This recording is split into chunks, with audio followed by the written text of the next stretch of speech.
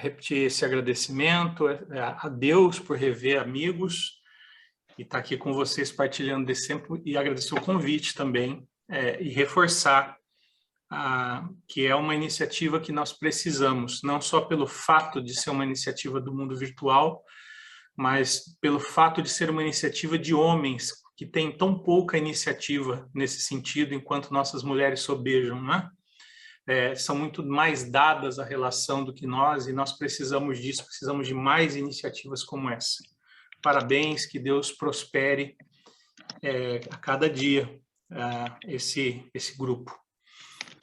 Então, eu vou falar um pouco do que eu estou fazendo hoje. Eu sou pastor, né, por chamado, embora hoje eu não, já há muitos anos eu não exerço o pastoreio de uma comunidade como pastor principal, desde 2005, desde 2004, 2005, 2006, migrando então para o fomento de missões, principalmente voltado ao sertão nordestino.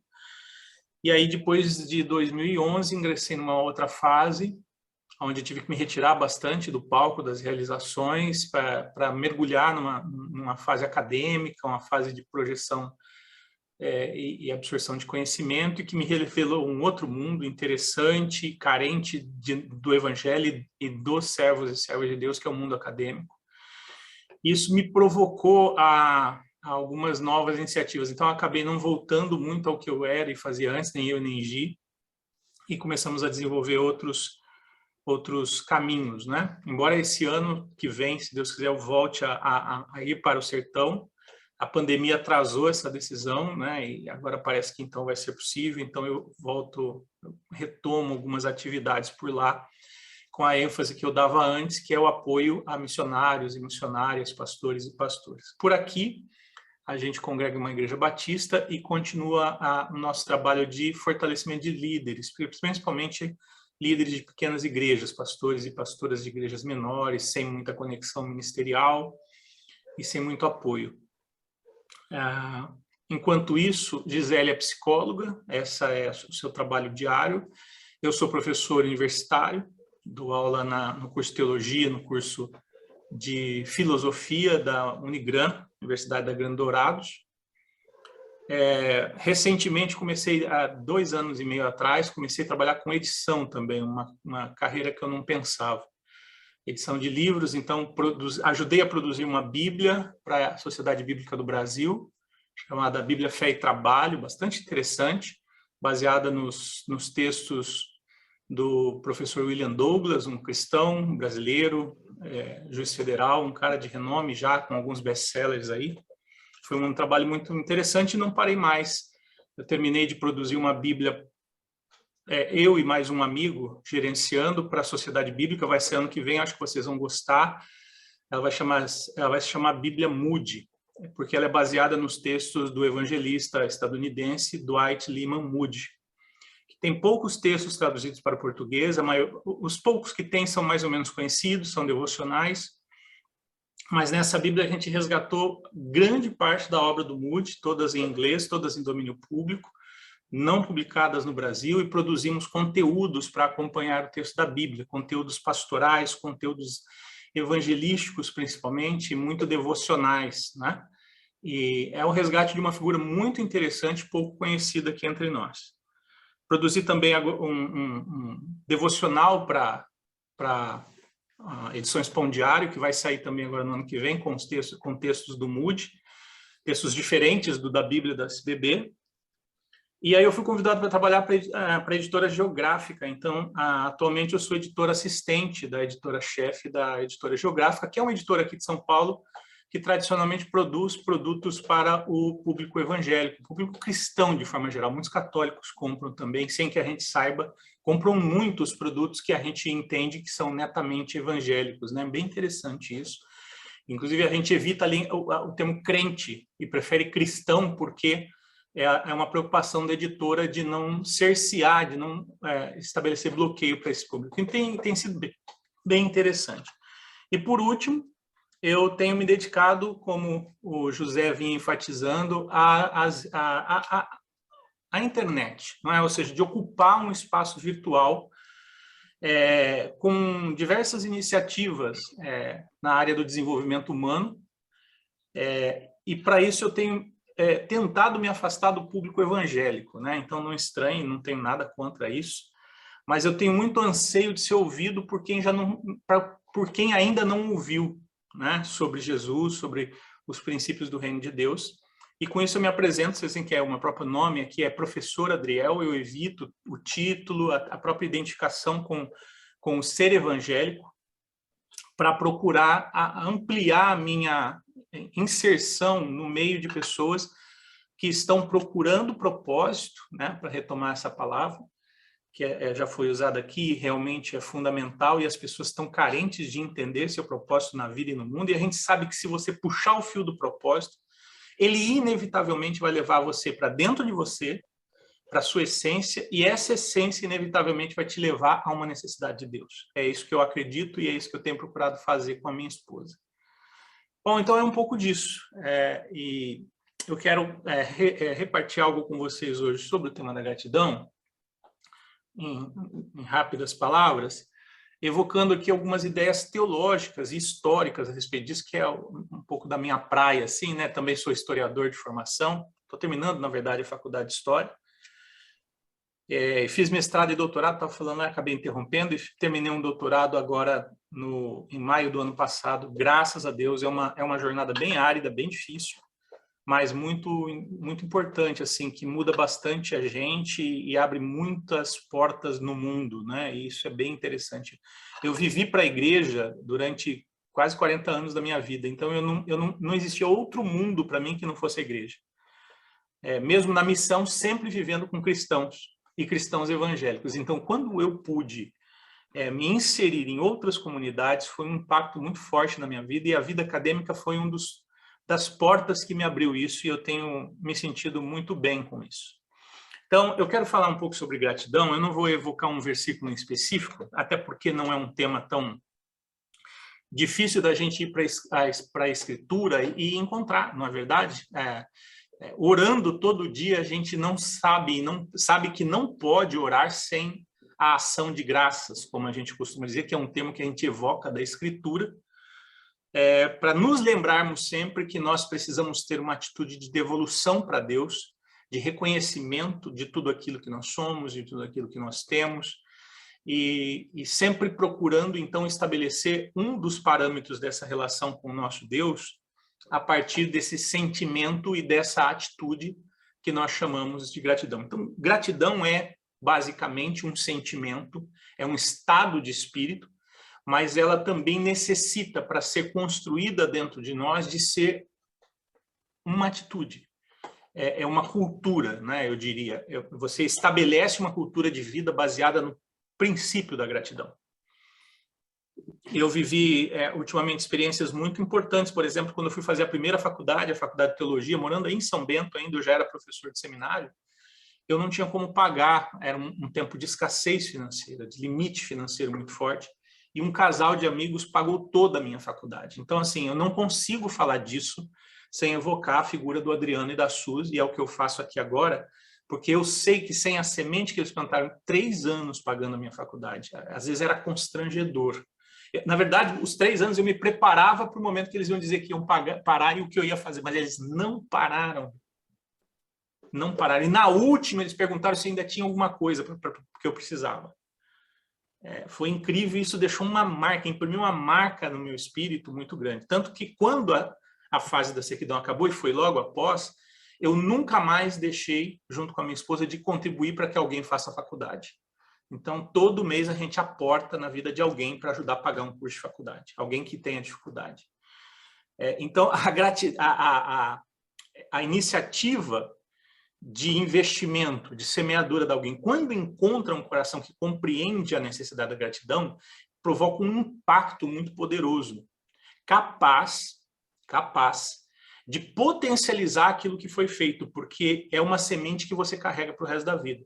Então, a gratidão carece de uma compreensão que vá além de palavras e sentimentos, ela precisa se materializar em ações, não é? E aí vem o primeiro ponto que eu quero destacar. Nós somos muito habituados a praticar, principalmente em relação a Deus, gratidão a partir das nossas palavras, da oração, do louvor do culto e etc. Isso não está errado, muito pelo contrário, porque esse nível de prática de gratidão induz a consciência. Porque não há gratidão se não há consciência. O ingrato, a ingrata, não é ninguém mais do que alguém que não consegue alcançar a consciência de que sua vida não é nada sozinho. Isso vale para Deus e isso vale para as pessoas. Nossa gratidão em relação a Deus, em termos de ações, ela se expressa principalmente nas ações éticas no mundo.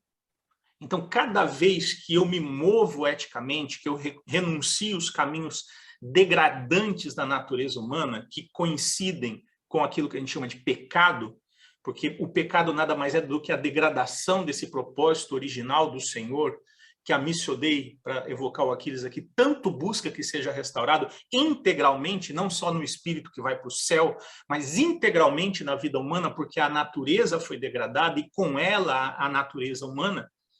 Então, toda vez que eu vivo eticamente, anunciando os princípios de um reino justo, de paz e de restauração, eu demonstro minha gratidão a Deus, mas eu preciso ter consciência disso.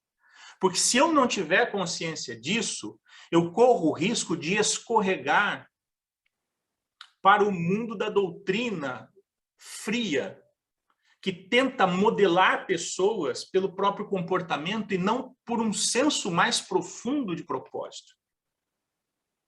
E aqui eu quero tomar cuidado para não divagar demais, né? de talvez abstrair demais, mas espero que vocês me entendam. Não basta você pegar uma pessoa e falar, não faça isso porque é errado, não faça aquilo porque é certo, e gerar uma ética mecanizada. A nossa ética de vida cristã, ela parte de algo mais profundo. Ela parte de reconhecimentos profundos de uma ação sobrenatural transcendente da nossa vida, que a transforma por inteiro, e a partir daí a minha vida muda, não porque eu preciso me condicionar ao comportamento de uma comunidade que faz desse jeito, mas porque eu tenho senso do que agora a minha vida representa. E esse senso, ele está profundamente ligado a um sentimento e a uma ação chamada gratidão. Então, eu diria para vocês que a gratidão, ela é para nós um chamado ao relacionamento. A gratidão, ela implica em relacionamento. Não tem como ter gratidão se não tiver relacionamento, se não tiver pelo menos dois entes. Você não olha para o espelho e fala, muito obrigado, Adriel, você realmente fez um bem para mim. Você pode até fazer isso para melhorar a sua autoestima, mas veja que não faz sentido. A gratidão, ela implica em que haja um outro. Desde o eterno até os seres com os quais eu atravesso minha vida e me relaciono profundamente. Então, a gratidão, ela é um indicador muito importante da qualidade dos relacionamentos que o ser humano constrói na sua vida e da profundidade desses relacionamentos. Então, para evocar minha pequena história aqui, faz o mesmo tempo que eu não vejo a Adriana e a Suzy, que eu não vejo Aquiles, que eu não vejo o Neto Guirque, por exemplo. E eles estão presentes na minha memória pelo mesmo motivo que está Aquiles, que está Neto Guirque, por causa da gratidão por repartirem algo comigo. E necessariamente não algo material, mas por repartirem da sua vida. Quantas vezes eu dormi na casa do Aquiles em caminho para o Nordeste, para pegar avião aí em Curitiba, eu morava em São Bento do Sul. Quantas vezes ele me abriu sua casa. Então, quando alguém abre sua vida e doa algo para você, essa doação, seja ela de que nível for, abstrato ou concreto, espiritual ou material, ela implica, ela vem carimbada com a necessidade da gratidão. Isso é incrível. Isso é incrível. E se você pensar e esticar esse fio, é por isso que a gente agradece garçom de restaurante, é por isso que a gente agradece caixa de supermercado, porque não é a mão dele passando o código de barras e pondo na sacola, é a vida dele participando da minha vida em uma fração de minutos, sem que eu saiba sequer seu nome, mas quando eu saio desse lugar de dizer, cara, ele tá aí para ganhar o dinheiro dele, isso aí é problema dele. E eu digo, muito obrigado pelo seu serviço para mim. Eu transformo essa relação imediatamente, ainda que momentânea. Eu transformo, ela passa a ser uma outra coisa. E se a minha relação com esse supermercado e esse caixa se delongar por se tornar hábito, eu vou ter a chance de entrar na vida dessa pessoa. Entendem? Então, eu repito a frase para a gente sempre se lembrar dela. A gratidão é um chamado ao relacionamento. E é um chamado ao relacionamento que nos incita à reciprocidade. Então, só para registrar para vocês, eu ia fazer um outro caminho, e a hora que eu comecei a falar, minha fala foi para outro lado aqui, tá bom? Muito legal isso, né? Ele nos incita à reciprocidade. Como eu já expliquei para vocês, o constrangimento de uma ação abençoadora, ele pode ser tão grande e tão impactante que o nível da gratidão extrapole o nível da ação realizada.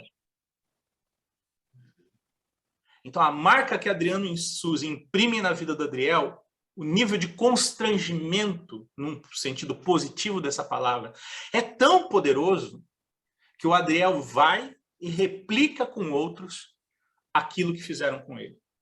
Ontem à noite eu estava conversando com uma pastora que está à beira de uma... A gente chama de quebra, né? Quebra psicológica, que é quando você está assim, com sinais de estresse que vão se anunciando e eles vão se acumulando. E a psicologia, eu vejo minha esposa falar, né? Por exemplo, se alguém chega assim em você e tem mais de 5 sinais de estresse crônico, você pode apontar já para uma possibilidade concreta de que ela está entrando em um quadro depressivo, patologicamente falando. Então, esse é um critério que os psicólogos e psicólogas usam para avaliar se uma pessoa está entrando ela chega melancólica, né? Então, essa melancolia não é suficiente. Eles buscam outros sintomas, todos eles relacionados, e interessante isso, quase todos eles ou todos eles relacionados ao estresse. E essa pastora está nesse nível. Eu estava ajudando ela de uma certa forma, transferi para minha esposa, ela começou terapia e ontem eu estava conversando com ela. Falei, olha, eu vou prestar para você uma mentoria de produtividade que vai te ajudar, porque assim, cabe 5 na vida dela, ela tem 15 ações no mundo. Né? Eu falei, filha, você vai quebrar. Você vai quebrar. E depois que quebrar, são anos para você se reconstruir. Então, não vamos deixar chegar lá, não, vai para a terapia e eu vou te ajudar como mentor de produtividade. Você não vai me pagar e você não vai pagar a Gisele. Estou falando porque a Gisele mesma doou, né? Nós vamos te abençoar. A única coisa que a gente pede, quando você estiver bem, vá e multiplique isso. Não precisa depois nos pagar. Não. Vá e faça o mesmo. E aí nós estamos entrando no espectro do evangelho, né? Porque é isso que nós aprendemos. O que de graça vocês receberam, de graça dai. Isso implica, nessa ação, implica um poder de gratidão. Porque eu evoco a gratidão. Eu evoco o poder da reciprocidade naquele coração. Eu induzo aquele coração a sair de um certo lugar no mundo, que alguém já citou aqui, eu acho que foi Aquiles, né? De uma cultura mundo que nos ensina, e não é só para quem não é crente, ela ensina para todos, porque nós somos impelidos para ela o tempo todo, ao egoísmo, ao egocentrismo, na verdade. Ou seja, primeiro eu, segundo eu, depois eu. E nós precisamos mesmo ter uma ação no mundo para sustentar nossas famílias, para projetar nossos sonhos, para conseguir concretizar nossos sonhos, para projetar nossos planos. Nós precisamos de uma ação sobre nós. Ninguém sobrevive vivendo só para os outros. É preciso um equilíbrio, mas, na verdade, a cultura do nosso mundo, a cultura do consumo, principalmente, induz a nossa mente e os nossos comportamentos a gente pensar que todas as relações no mundo são relações de consumo.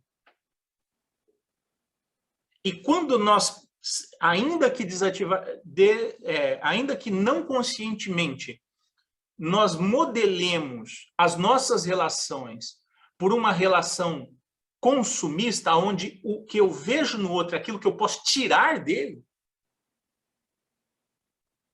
nós vamos nos afastando desses princípios como o da gratidão tão poderoso e tão eterno, que perpassa toda a história humana, sem nos darmos conta. Então, eu posso acreditar que eu não sou egoísta, eu posso acreditar que eu não sou egocentrista, quando na verdade eu sou. Esse é o risco. E esse é o risco para nós, que nos propomos a viver num reino de partilha, num reino de generosidade, num reino de gratidão, materializado na comunidade de fé que nós chamamos genericamente de igreja, quando a própria igreja, a partir dos seus líderes, pode estar vivendo uma cultura de consumo, onde todo mundo consome todo mundo. Do púlpito à porta, onde todas as nossas ações são consumistas, onde tudo tem preço. Pode não ser monetário, mas tem.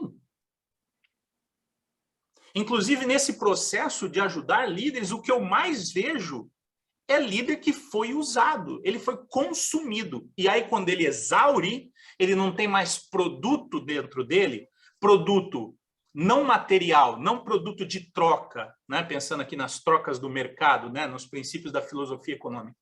Não no produto que ele pode doar, mas no produto que ele é. Porque eu transformei ele em coisa, ele é um produto, ele é pastor, por exemplo. Ele é missionário, ele é porteiro, ele é ministro de louvor. Quando ele não consegue mais me dar isso, eu o descarto. Como descartamos celulares, capinha de celular, como nós descartamos computador, como nós descartamos mesa, a gente descarta as pessoas. E o pior é que muita igreja hoje que nasce, ela é constituída de produtos de descarte. Ela é constituída de pastores de descartes, de ministros de descarte, de líder, de homens de descarte, gente de descarte. E é só você ouvir a história dessa pessoa que você começa a perceber como ela foi usada, como ela se sente usada. Só que quando você começa a ministrá-la, você percebe que ela também usou. Porque aquela relação foi uma relação recíproca, mas baseada no consumo. Eu te consumo, Aquiles. Eu consumo a sua igreja e você me consome. Eu ganho um status na sua igreja e você ganha um colaborador. E a gente vai se consumindo, porque a igreja, sem que se dê conta, está constituída sobre uma cultura de consumo e não pelos princípios do reino de Deus. Então, de maneira geral, sem conseguir exaurir essa reflexão aqui, mas deixando isso como provocação para os irmãos, isso pode ir também para o nosso casamento, para a nossa relação com os nossos filhos. Pastores consomem a relação dos seus filhos porque eles têm que representar algo para o seu ministério. Ele é o produto do seu ministério, ele é o produto da sua honra no ministério. E quantos pastores e pastoras, quantos homens de Deus não estão em conflito com os seus filhos porque os seus filhos não gostam daquilo que eles estão... Ele não é que eles não gostam do pai. Eles não gostam do uso que o pai fez deles. Então, pensar em gratidão, irmãos, precisa ir para nós bem acima e bem além das palavras, dos louvores e das orações matinais e noturnas de agradecimento. Pensar em gratidão para nós, para ir fechando, precisa ser pensar em como a gente estabelece nossa vida no mundo numa dinâmica dualista, porque do lado de cá está o teu trabalho, está a tua empresa, que não adianta você querer transformar ela em obra de caridade. Não é. Ela é uma relação de consumo. Do outro lado está o reino, os princípios, a tua vida. E essas duas coisas, em certo ponto, elas não se misturam. Mas o nosso desafio de estar no mundo missionalmente é estarmos dentro dessa Babilônia, mas não sermos moldados por ela. É a clareza diária dos limites da intervenção desse mundo não recíproco, não grato, não realizável, que não age e não vive e não pensa contentamento, com o espírito de um homem, de uma pessoa que sabe que isso tudo não dá conta do que ele precisa, do que ele quer fazer no mundo. Essa dinâmica, ela é cruel, mas ela é muito mais cruel se você não a pensa. Se você acredita que só orar e só cantar dá conta de te fazer um praticante, uma pessoa instituída sobre o princípio da gratidão. Porque não dá. Porque todo dia de manhã, quando você acordar, você precisa pensar esse dia. E todo dia que você deitar, você precisa refletir como ele foi. Você precisa sair da mecanização de uma vida diária parecida com a de um robô, que meio que já tem computado dentro de si tudo que você acha que você precisa fazer, para pensar cada detalhe, para pensar as decisões tomadas, se arrepender e retomar no outro dia. É por isso que, de tempo em tempo, a gente faz aquelas listinhas de gratidão, não é verdade? Para quem você deveria ser grato? Isso é muito proposto na igreja. Só que é um trabalho, é um recall, né? Assim, você vai buscar, porque em geral você vai buscar quem você deveria ter agradecido, não agradeceu, as ações que você não cometeu no mundo. Então é uma espécie de arrependimento tardio. Nós precisamos transformar isso numa proposta de estilo de vida diária e pensada, como é o não comer comida sacrificada a ídolos, não se prostituir, para lembrar Atos 15 aqui, né? Ou seja, o meu jeito de ser no mundo, de não me deixar contaminar com a comida da Babilônia, que é baseada na ingratidão, é baseada no ídolo. Isso é uma boa reflexão, inclusive, para falar de gratidão. Porque o ídolo, ele quer ser consumido, ele não dá nada, ele oprime, ele busca a adoração baseado na opressão. Mas o Deus libertador de Israel pede para você não adorar outro ídolo, pede para Israel não adorar outro ídolo, não é porque ele tinha problema de autoestima. Ah, não adoro Baal, não que eu vou ficar enciumado. Não, é porque Baal é um Deus de opressão. Eu sou o libertador. Então, adoração implica gratidão. Mas não é uma gratidão por causa do medo, é uma gratidão pelo reconhecimento do bem. Então, adoração implica gratidão, sempre. Se ela não for consciente, basicamente não há adoração. Há alguma outra coisa, alguma estética. Mas adoração implica a percepção e o reconhecimento sempre. Tá bom até aqui, muito obrigado. Desculpa se eu passei um pouco do tempo aí. De nada, foi maravilhoso, né? Estava aqui ouvindo, e aí já fica uma provocação para o Aquiles, né? Pô, quem sabe em 2022 a gente passar um sábado aí com o Adriel aí. Já estava aqui pensando nisso, em criar um dia juntos para a gente pensar sobre isso, espiritualidade, grande honra. Gratidão. Estamos dentro. Uma grande honra partilhar esse tempo com os irmãos. Porque, assim, né, o que a gente tem visto e falado, né, ontem na nossa conversa com o Sandro, a gente tem estado muito inquieto e nós fomos encaixotados dentro de um processo chamado fé, religiosidade e igreja, que não permite que a gente pense fora da caixa. E esse olhar de pensar fora do tradicional, do convencional, do quadradinho, né, das comunidades religiosas, ele é um imperativo neste tempo em que nós estamos vivendo, porque nós não vamos levar os nossos filhos para as igrejas do jeito que elas estão hoje, ou os nossos vizinhos, as nossas pessoas, né? Como é que a gente vai, impactar, né? Usando o termo do Aquiles, né? O Aquiles tem sido um mentor para todos nós e provocador para esse novo modelo, né? Adriel, obrigado pela tua disponibilidade, obrigado pela tua palavra, peço perdão pelo imprevisto aqui da rede, né? E depois eu vou compartilhar com todos aí, aqueles também é o grande anotador nosso, algumas provocações, né, que você trouxe, né? Mas só bem rapidinho assim, alguns highlights, né? A gratidão é um chamado ao relacionamento que incita a reciprocidade. Nem todas as nossas relações são de consumo e nem podem ser, né? Se puxar o fio do propósito, vai te levar para dentro de si e para a sua essência e para perto de Deus. O constrangimento da ação abençoadora leva a novos e maiores processos de generosidade. Saiba aí que você nos inspirou bastante, que Deus te abençoe. Aquiles, dá tchau para nós. Tá bom. Adriel, muito obrigado. Foi pancada. Muito obrigado por nutrir, por nos corrigir, nos advertir nessa manhã. Que essa bênção se estenda à sua família, à sua esposa, aos seus filhos, toda comunidade aí em Jundiaí também. Com certeza a gente vai estar mais perto aí no ano de 2022. Vou pedir a gentileza de você me colocar na lista, que eu quero me esforçar. Esse geralmente é um horário que eu tenho mentoria, mas eu vou me esforçar por reservar esse horário para participar com vocês. E também quero expressar a todos vocês a gratidão, né? Esse ambiente é um ambiente de amigos. E também vou enviar para vocês, na próxima semana, ontem eu estava assistindo uma fala do pastor Edson Barbosa, recentemente no Haggai, falando justamente sobre pensar fora da caixa.